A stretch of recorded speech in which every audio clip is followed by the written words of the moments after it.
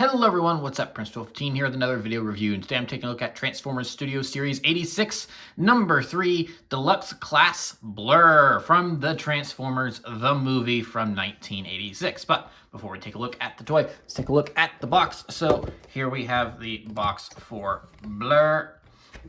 As you can see, that is Blurr right there with a nice little smile. He is from Transformers Studio Series 86. He is the third figure in the sub-theme of a sub-theme. That's the movie he was in right there, the Transformers, the movie, in nice, very 80s colors. He's an Autobot. His name is Blurr. As we can see, he's ages 8 and up. That's just a suggestion. Of course, they have to put that on there. Manufactured by Hasbro. It says Transformers there along the side. Of course, this is from the Generations line, which Studio Series is a sub-theme of, which Studio Series 86 is a sub-theme of, co-manufactured by Takara Tomy. Over here on the side, we have another shot of Blurr. He's a deluxe class, as we have already discussed. Here we have Blurr again. He is a authentic Transformer, no Chinese knockoffs here. And of course, here on the back, we have Blurr and everything he does. Transformers 18 steps. There's a short little bio. Don't eat the toy. That's not good for your digestive system. And of course, it comes with a little backdrop, which we'll be talking about later. But for now, Blurr. So yeah, I've come to the conclusion that Transformers fans, more than fans of other fandoms, tend to just be gigantic hypocrites, which I discussed a little bit the last time that I picked up a figure from Studio Series 86. And here I am again with another one. Because as much as I expound the notion of Hasbro relies too much on G1, and they need to do something more original and to move away from the past. You know, let the past die, kill it if you have to, and to give us something fresh and new along, like Transformers Animated was in 2007. Well, here I am, buying more G1 stuff. So, what can you do? I mean, it's like I'm a massive hypocrite because it's like, ooh, I don't have a G1 Blurr, so. Yeah, so here we have him. It is G1 Blurr, and I really like Blurr. Blurr is a character that, speaking of Transformers Animated, that I was first introduced to through Animated, where he the original actor reprised his role. Blurr was just a really fun character in that show for as little as he was in it, and it was very traumatizing when he got turned into a cube. So, yeah, cool to have a G1 version of him here in his little kind of futuristic-y convertible car thing here. I don't know whether or not if this is supposed to be a Cybertronian vehicle or if this is supposed to be an Earth vehicle. Because, of course, the movie and Season 3 of the show were set in the year 2005 onward in what 1986 thought the future was going to look like. Spoilers, here in the year 2022, we don't have cars that look like this, unfortunately. I'd love to have cars that look like this, because if this is an Earth vehicle in what they thought 2005 was going to look like, then I love this. This is a really cool design. And it doesn't really make too much sense for this to be a Cybertronian vehicle, if you ask me, because this is supposed to be a little seat. Like I say, he's a convertible. So yeah, but it's a really cool vehicle mode. I like it a lot. So it's not really too much to say about him. He does come with his weapons and stuff, which we'll really be digging more into later. But unless I'm just dumb, I don't know where you can actually plug this on. It's like, that seems like the... It's like, I don't know if there's actually... Oh, no, wait, hold on. I totally forgot. That's right. It's supposed to be like... That's supposed to go in... here. That's right. I totally forgot how this is supposed to work because it's actually kind of stupid. And then that connects in or something like that. Hold on. I think... There we go. That's it. The storage is so stupid that I actually forgot how it worked there for a second. Yeah, there we go. So yeah, that's how you do store his weapons in vehicle mode. And yeah, that just looks a little silly. But, vehicle storage for weapons and stuff usually does look silly, so I don't know why I'm really surprised by that. But, yeah, we'll dig more into those later. But, yeah, I just usually keep them like this. So yeah, Blurr. So, really quick, we'll go ahead and get into some size comparisons here. Just bring that in a little lower. First, we'll start off with another Studio Series 86 figure. We have Jazz here, also a deluxe. So they're pretty comparable in size. Blurr here does float a little bit off the ground thanks to his feet. As you can see, that's just his feet sticking out right there.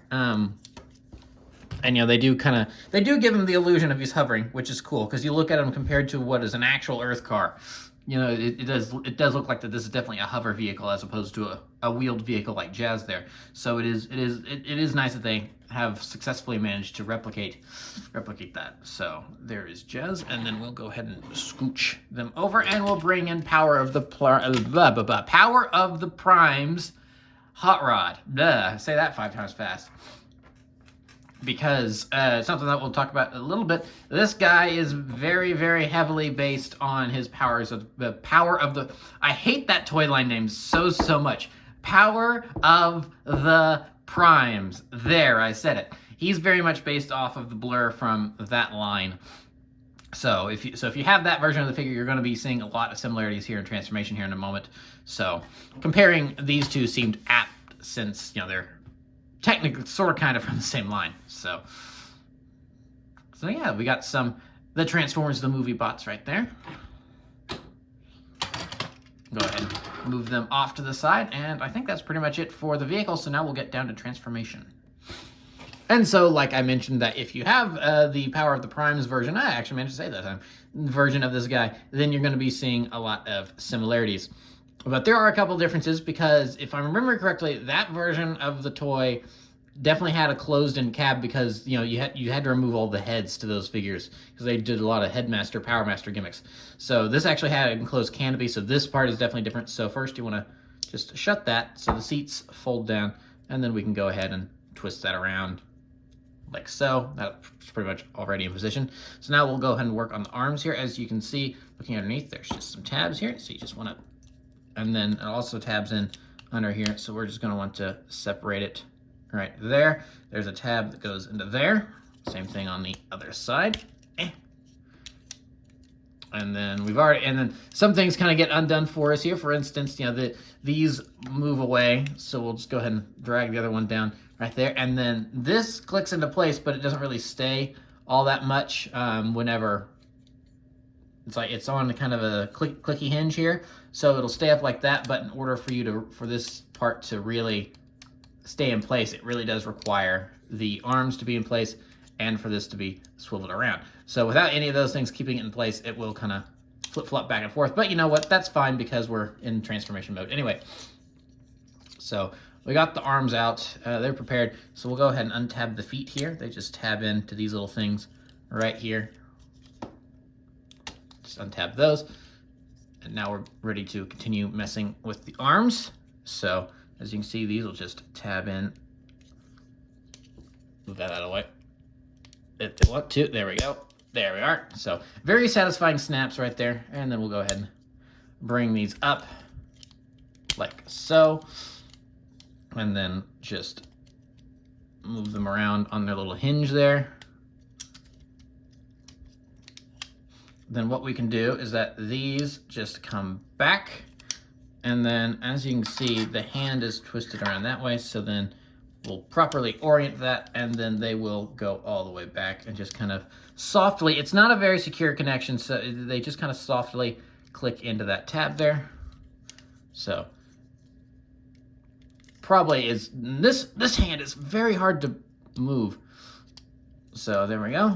Same thing over there. And then the arms are pretty much done. So now we'll go ahead and work on the legs. So what we want to do first is just separate these here. And this connection, the legs, boy, when they snap in together, do they really snap in together. There we are. We got one. Just move that arm. Get the other here, maybe. There we are. So these just kind of come together and snap into that little hole right there. So with these out of the way, and move the arms up, these out of the way, then we can go ahead and bring the legs down and just pull them apart, which again, very, very snug connection. And then we'll just go ahead and bring this and fold it in. Then the legs come back in, take the foot, move it down like so. And then same thing over here, except there's not a little thing to fold in here. So we'll just go ahead and tuck the leg like so. Get Blurr standing on his feet here. Oh, there we go. Now he should be a little more even-footed. And then this just comes down like snow, and like so, and it just kind of snaps in right there. And then with that all done, I think we are finished here. So yeah, here we have Blurr in his robot mode. And so yeah, here is Blurr. Let's get in here for a good close-up on his face. Pretty good looking Blurr face. I mean, it definitely, this is one of the things where they announced that they were doing 86, and I saw some of the designs, Blurr especially, and I looked at them like, that's just a Power of the Primes figure that they've kind of retooled. And no, I don't think I'm going to pick him up, and then, well, here I am. But, but, it's just that even though the face sculpt looks good and everything, I think it's fine. It's not up to the usual standard that I feel like Studio Series has in terms of some of the detail that they have in terms of, like the Bayverse figures that they've done for the vast majority of the rest of Studio Series. Now, I get it, totally different styles and everything, but I don't know, this really just feels like that they just kind of caked on paint here, and that the only blue that they've got is through the light piping, which surprised me because very, very few Studio Series figures have light piping. So I think that's definitely a holdover from Power of the Primes. But it's not unwelcome. I do like light piping on certain figures when it's kind of applicable. There's some figures that I feel like certain Optimus Prime figures, I definitely feel like should not have light piping, because then because of the face mask and everything, then the eyes are just dulled out and you can't see them a lot. So I prefer, like Optimus Prime specifically, I prefer to have the painted in eyes. But on a figure like Blurr here, I feel like the light piping works, because even when there's not like direct light coming in, you can still see where his eyes are supposed to belong, because of the way because the white on his face really, even when there's not light coming in, you can still tell where his eyes are. So it works here on Blurr. I like it. I just kind of wish that the face had a little better of a paint job, because it just, like I said, it doesn't really just kind of look like that they had the plastic there, and then they just kind of took a big old white paintbrush and went and just really smothered it on there. But that's really just kind of a nitpick. Otherwise, I think he looks pretty good. I mean, detailing on the molding and stuff looks good. I mean, it's not super detailed, but then again, G1 designs aren't super detailed anyway. So it's accurate to the movie and what is present on the box for the most part. So I'm okay with it. So yeah, like I mentioned, he does come with his accessories, which look much better on him in robot mode than they do in his vehicle mode, which makes sense. So he does have his blaster here, so he can shoot things should he want to. And then he also comes with this thing, which I'm not 100% sure what this is supposed to be. I'm pretty sure that this is like his little repair tool when they're on the planet of junk and they're trying to repair their shuttle. I'm pretty sure that's what this thing is supposed to be. But I'm not 100% sure. I think that's what it is. But if that is it, I'm like, I don't know why you bothered giving him the little thing that he used to repair the shuttle in like a half-second scene where he's not even the central figure in that scene. He's like in the background while Daniel and RC and Springer are sparring with the exosuit or something like that, and he's just kind of in the background going zap, zap, zap, zap, trying to fix walls of the ship or something like that. So that's a little questionable why they spent the money to make that, because I don't think this came. I think both of these things are new. I don't think this blaster came with the original. I think that's definitely more styled off of his movie design, which makes sense. But this, I'm pretty sure, is totally new. So I'm like, why did they bother with the little repair tool thing? I mean, it's an extra accessory, and I don't think I'm ever really going to complain about getting extra accessories. But I'm just kind of like, I don't know really why you bothered, but okay. So just go ahead and remove that from his hand. And remove that from his hand. Put him off to the side here, and yeah, that's pretty much Blurr in a nutshell. He's a good looking Blurr. So now we'll go ahead and get into some size comparisons, starting off with Jazz over here, his other Studio Series 86 buddy. At least from this first wave. Who knows if we're going to get more waves? I think we probably will. Well, I think we're getting at least 2 waves because we've got more Dinobots incoming, I'm pretty sure. So Oh, they're probably going to just end up recycling a whole bunch of like Earthrise figures eventually. Then here we have Hot Rod, of course. We've got the two Power of the Primes figures, and they definitely look like that they belong to the same line because Jazz is made exclusively for Studio Series 86, and so he really does have a lot of those extra details thrown in there, I feel like, that make him feel like, okay, this is a G1 design, but he belongs in Studio Series. Whereas Blurr, originating from Power of the Primes, even though I think they've done a good job re-sculpting him and making him a different figure that's just, that just originates from a different toy line, it's still, some of those things that they didn't change really do just kind of feel, this feels a little cheap for a Studio Series. But, overall, it's fine. But, these two definitely do look like, I feel like, that they belong together, even though they've changed him up a little bit to where you can't remove his head. So, I think they've done enough here that these two are definitely in a line together, but I still see those remnants of when those two belong together. And then, just for funsies, we will also bring in RC, just so that way we have the surviving Autobots, some of the surviving Autobots from the movie, and then just for maximum pain, Earthride's Optimus Prime. So, yeah. I think that's pretty much it for the size comparisons. And then, of course, last but not least, every Studio Series figure does come with the optional display that comes in the box. So here we have Blurr's. It is the Battle of Autobot City, where they had Decepticons at the gate, Decepticons in the air, Decepticons at the gate. They shoot them out of the gate, then they're still at the air. You shoot them out of the air, then they're still at the gate. Where does that leave them? Well, nowhere. That's where. It's probably my favorite Blurr line.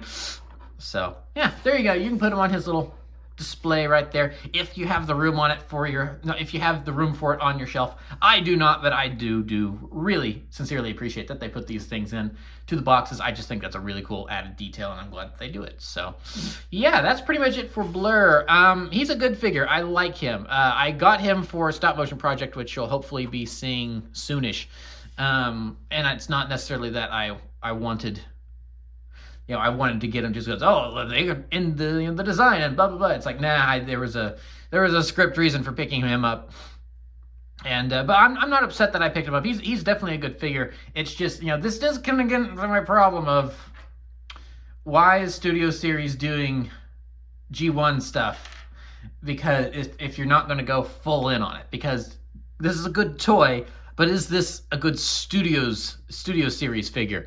I'm just not sure about that. But I mean, it's such a complex issue because G1 is so vastly different in terms of design and design language and all that from the Bayverse figures that Studio Series is kind of quote unquote supposed to be what they originated in doing.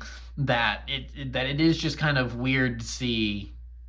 That I'm going, where's the detail I can expect from Sideswipe that I reviewed a little while ago, from Revenge of the Fallen, Sideswipe. It's like where's the detail? It's like, well, the detail's not there because G1 designs just aren't as detailed. So it's like I don't really know what else they could do to this guy to really make him feel more premium or something like that. I don't know. Maybe change the white on the face to be silver. And have it be silver paint, so that way it was a bit more shiny. That's really the only thing I can think of. But even then, I think the white on his face is how his design is. I'm going to move my hand, so we're focusing on the toy, not my finger. Sorry, but I feel like that's what the design calls for is the white on the face. And it's hard to tell in the box because the box has like mood lighting on it or something, so I can't exactly tell. But I think the white on his face is accurate to the design of the character model in the movie. So it works. So I don't really know what else they could do here to really make it feel more premium, quote unquote, for me. So I don't know. Maybe this is just me being stingy because it's like G1's infecting my movieverse stuff. But then you get Jazz here, who I talked about last time. And he does feel a little more premium, but maybe that's because he's an actual new mold that I don't think has been released before. I'm 99.9% sure that he is new to Studio Series, hasn't been released in any sort of form this mold is new, even if it's based on a pre-existing design, and they did use some shiny silver in some places. So I mean, I don't know. There's something about Jazz that just feels a little bit more Studio Series-y to me than Blurr, but I don't think that's really a knock against this figure because I don't know what else they could do to make him feel more, again, quote unquote, premium, which I'm kind of used to with Studio Series, but so I don't know. I'm really, really, really trying not to hold that against this figure. I think he's a good figure. I'm glad I picked him up. He's fun to mess around with, quick and easy transformation, which, in terms of some Studio Series figures is actually really appreciative because, some Studio Series are just very complex. But again, look at the designs. It's very, very, very, very odd to see G1 figures mixed into a Studio Series. So I have a hard time judging them by the same standards because you really can't. So I don't know. Yeah, I think he's a good toy. I'm just kind of a little bit conflicted on him, but I mean, I think that's kind of maybe part of the fun of owning it too. It's like, it's not bad, but I just feel a little weird having this in a Studio Series box. But if I'd picked this up in an Earthrise box, I'd probably be singing this figure's praises, even if he did originate from Power of the Primes. It's like, oh yeah, this is really good. They did a good job retooling him here. But it's legitimately the only problem I have with this is the box he comes in. So I think that's a good place to leave it, is that the only problem I have with this figure is the box he comes in, because it just feels weird pulling a G1 toy out of a Studio Series box, and that is the only issue I have with this toy. So yeah, I think that's going to be it. So if you are digging the G1 Blurr design here and you want to pick him up, then I would totally recommend him, because figure wise, you can't go wrong with him. So I would definitely recommend him, even with my misgivings about the line he's released in and everything, which is really just a stupid personal preference of mine that has no bearing on the actual objective quality of this figure. So that will be it for this review then. Remember to like, comment, subscribe, all that great stuff. Remember to follow me on Twitter and Instagram. Those links are in the description below, and I will see you guys next time. Thank you so much for watching, and goodbye.